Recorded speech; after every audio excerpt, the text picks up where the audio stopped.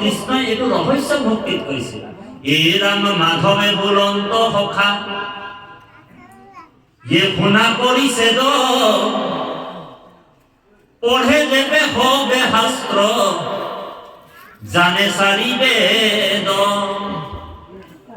তথাপি নোৱাৰে মুক কৰিতে ভকতি নৰবয় নৰ যেবে সন্তৰ ভকতি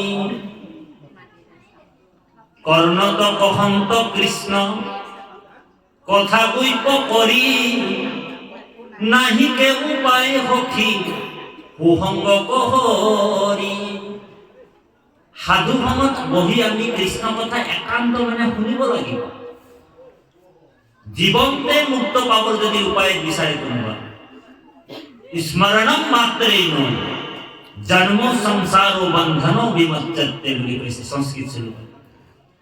যাৰ নাম ললে লোৱাৰ মাত্ৰকে ভৱ সংসাৰ পাৰ হ'ব পাৰে বুলি কৈছে। আৰু আপোনালোক আমি যদি অৱহেলা কৰি থাকো বোলে ইয়াত বহিও বোলে যদি গ্ৰাম্য কথা পাতি আছে তেনেহলে বোলে ইয়াৰ পৰা বোলে পাপ লৈ যাব লাগিব। কাৰণ হৰিৰ নাম দুই প্ৰকাৰৰ ক্ৰিয়া হয়। যদি শ্ৰদ্ধাৰে শুনিছে তেনেহলে অক্ষয় পুণ্য জমা হৈ যাব যিটো পুণ্য ক্ষয় নহয়। আর যদি আপনি অশ্রদ্ধা করে শুনিছেন তেনেহলে নৰকৰ গতি বুলি কৈছে। 28টা নৰকৰ স্থান আছে বুলি কৈছে। গতিকে সেই কৃপালু বাপাই সমস্ত আপোনালোকক আমি বিনম্ৰতাৰে সেৱা জনাইছো যাতে আপোনালোক কোলাহল নকৰিব।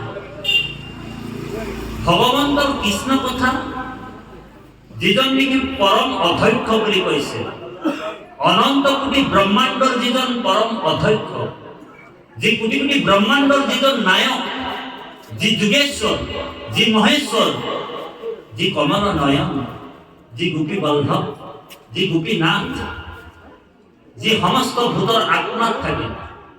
সমস্ত ভূত মানে প্ৰাণী। গীতাত অৰ্জুনক কৈছে মই সকলোৰ হৃদয়ত আছো। ঈশ্বৰৌ সৰ্বে ভূতেশ্ব ভূতাত্মা অৱস্থিত। মই সকলো প্ৰাণীৰ হৃদয়তে আছো।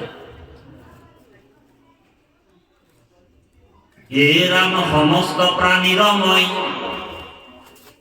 আত্মা অন্তর্যামী শুভা শুভ ফল দাতা হাতী রূপে স্বামী। সকল প্রাণীর মই আত্মা অন্তর্যামী শুভা শুভ ফল দাতা হাতী রূপে স্বামী। মই সকলো প্রাণীর হৃদয়ত আছো। ভগবান আপোনালোক বিচাৰি আৰু বাহিৰলৈ যাব নালাগে। ভগৱানক বিচাৰি মানুহবিলাকে বাহিৰত দৌৰ মাৰি থাকে। ক'ত বোলে ঢেকীয়া খোৱা নামঘৰটোত বোলে ভগৱানটো 100% আছে নেকি, শৰাইখন তাত দিলেহে কাম নাহিব। আঠখেলীয়া নামঘৰত ভগৱানটো 100% আছে, শৰাইখন বোলে তাত দিলেহে কাম নাহিব, হয়নে? আজি কালি পৰহি আজি এই আপোনালোকৰ ইয়াতো ভগৱান আহি গ'ল। অগ্নিনাম মন্দিৰ বুলি এটা মন্দিৰ ওলাই গ'ল, শৰাইখন বোলে তাত দিলেহে বোলে কাম আহিব। আৰু আমাৰ এই নামঘৰত আমাৰ শ্ৰদ্ধা বাপজনৰ বোলে গুৰুঘৰত ভগৱানটো বোলে 20% আছে। এনেকুৱা কোনো কথা নাথাকে বাপ সমস্ত। ভগৱান আমাৰ সকলোৰ হৃদয়তে আছে।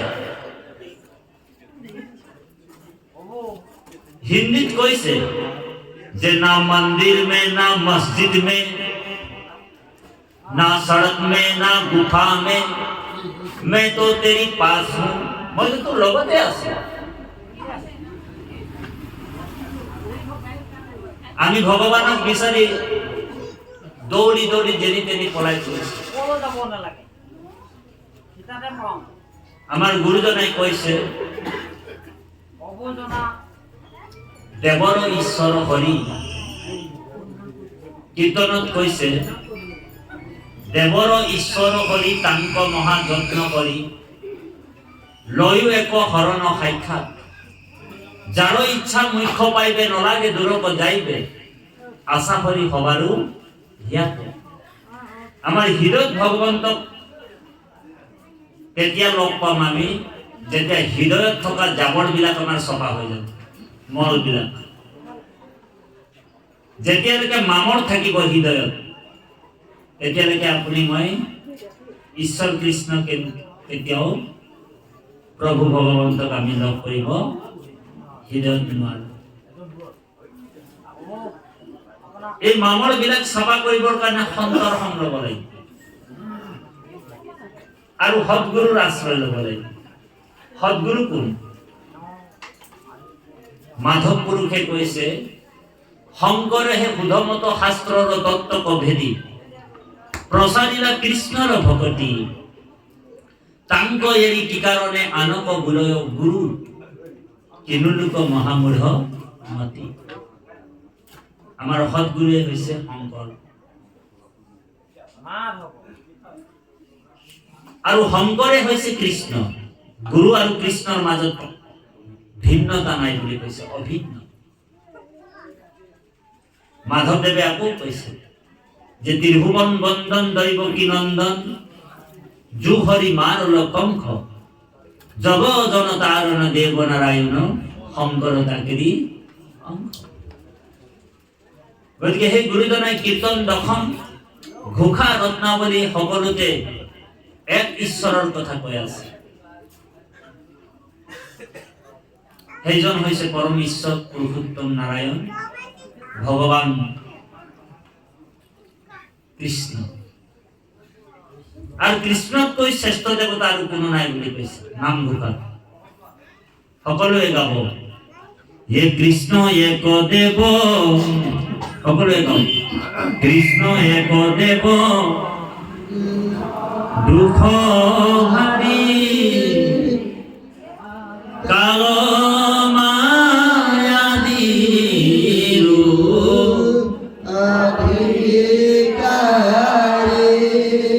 ও কৃষ্ণ বিনে শ্রেষ্ঠ দেব নাই নাই, ও সৃষ্টি স্থিতি অন্ত কারি দেব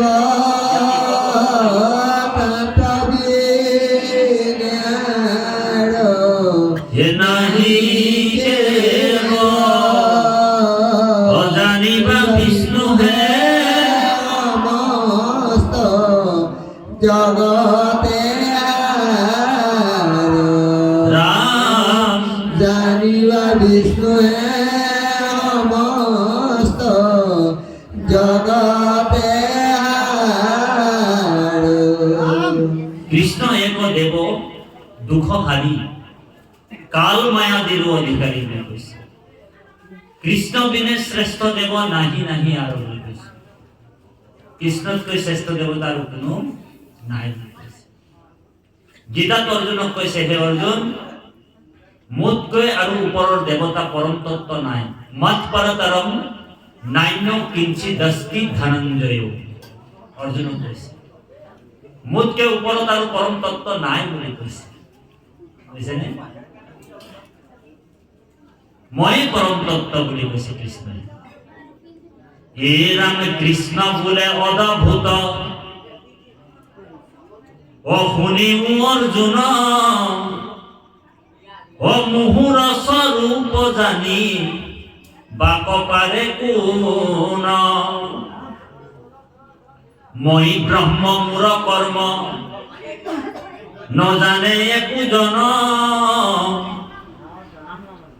ব্ৰহ্মা হৰ মোহ যায় অমোহৰ মায়াত। ব্ৰহ্মা আৰু শিৱ বোলে মোৰ মায়াত মোহিত হৈ যায় বুলি কৈছে। বুজিছেনে বাৰু? ভগৱান কৃষ্ণই অৰ্জুনক বুজাইছে, এ ৰাম গুৰু উপদেশে নানা শাস্ত্ৰক পঢ়য়, তথাপি বিচাৰি মোৰ তত্ত্ব নাপাবয়। কোনে পাব তত্ত্বটো? মুহূৰ্ত বিশ্বাস যেবে দৃঢ় কৰে নৰ, হেহি জন জানে মোৰ তত্ত্ব অগোচৰ। বিশ্বাস নভৈলে তাৰ এ নুহে অনুকূল, শাস্ত্র পঢ়ি নপারিবে করিতে একু মূল। বলে ভাগবত শাস্ত্র পড়ি থাকো, বলে দিনে রাতে অখণ্ড ভাগবত পাতি জুবিন গার্গ কৃষ্ণ হুর টানি থাকো, পাবনি কি তরফে? গুরুজনের দ্বিতীয় স্কন্ধ খ্রিস্টান মারি দিলেন, ইটু মহাভাগবত শাস্ত্রর পরম তত্ত্ব, বেদ বেদান্তর অর্থ ভাগ, তর্ক ব্যাকরণ আদি সমস্ত শাস্ত্র জানি, অর্থ কোন পাবে আর লাগ। কোনে পাব? কিন্তু কৃষ্ণ শরণত একান্ত ভকতি যার, হিহে আর বুঝে অভিপ্রায়, কৃষ্ণ তো ভকতি বিনে পঢ়ি শুনি রাত্রি দিনে, বুঝিবে পাপর সাধ্য নাই। বলে দিনে রাতে বলে ভাগবত পড়িয়ে আছে জুবিন গার্গ কৃষ্ণ, তথাপি বলে গুপ্ত করে, বলে কেউ নাই দেখছে বলে করে ঘটি পানি যায় বলে শিব মন্দিরেও ঢালে দিচ্ছে, বলে ও হরি বলে বসনে কে বলে হরি তো হরণ লয়া। আমার প্রভুজনে কয়ে আসলে আগে যে আমি মৌখিক হরণ লবো, মৌখিক মুখেরে, বসনে কে বলে মাত্র হরি হরণ হয়ে গল, বলে হয়ে গল কত ললা, বলে সত্র, বলে এতিয়া কি হব, বলে এতিয়া জখলাটো বলে আমার ডাইরেক্ট বৈকুণ্ঠ, কত হরণ ললা, বলে বহু ডাঙর অনুষ্ঠান ভাগবতী হব, এতিয়া কি হব, বলে এতিয়া বলে ডাইরেক্ট বৈকুণ্ঠ আসলে জখলাটো, আমি গতি পাই গল, হৰণটো সত্ৰত হৈ গল, হৰণটো অনুষ্ঠান বিলাকত হৈ গল, এতিয়া বৈকুণ্ঠ ডাইৰেক্ট আৰু আমাতকে আৰু কোনো নাই আৰু সত্ৰত হৰণ হয় নেকি বাৰু? হৰণ ক'ত হয়? হৰণ ক'ত হয়? ভগৱান কৃষ্ণৰ অভয় পদপঙ্কজ কমল। ভাগৱতৰ দশম স্কন্ধত কৈছে, হেহিহে হৰণ ভজন অনুপাম, কৰ্ণে নুশুনয় আন দেৱতাৰ নাম। বহুত ডাঙৰ দৰ্শনে, বলে কাণতো বোলে আন দেৱতাৰ নাম শুনিব নাপায় যিসকল হৰণ লৈছে, কিন্তু আমি হৰণ লৈছো, মুখেৰে হৰণ লৈ ললো। এখানে মাধবদেৱে স্টাম্প মারি রাখিছে, বসনে কেবলে মাত্র হরিত হরণ লয়া, চিত্তে আন দেবক ভজয়, হরি তার সন্তোষ নহয়। বলে মৌখিক ভাবে হরণ হয়ে গল, হরণ ভজন হয়ে গল, আর কেউ নাই দেখছে বলে করে বলে এক ঘটি পানি যায় করে শিব মন্দিরে উঠালে দিচ্ছে, বলে ও হরি ও রাম কৃষ্ণ, কি রকম হরণ রে। ভাগবতে আমার ভেলু পয়সা নি, ভাগবতে কি কইছে? সিদ্ধান্ত আছে, দৃষ্টান্ত আছে। মই হেন ঈশ্বরক, মই ঈশ্বরক অবজ্ঞা কৰিছো, মই কাউ ৰূপে তাকো ধৰু মেৰিয়াই বুলি কৈছে, মই কাউ হৈ যাম তাৰ কাৰণে। সেইকাৰণে মাধৱদেৱক কৈছে, তখন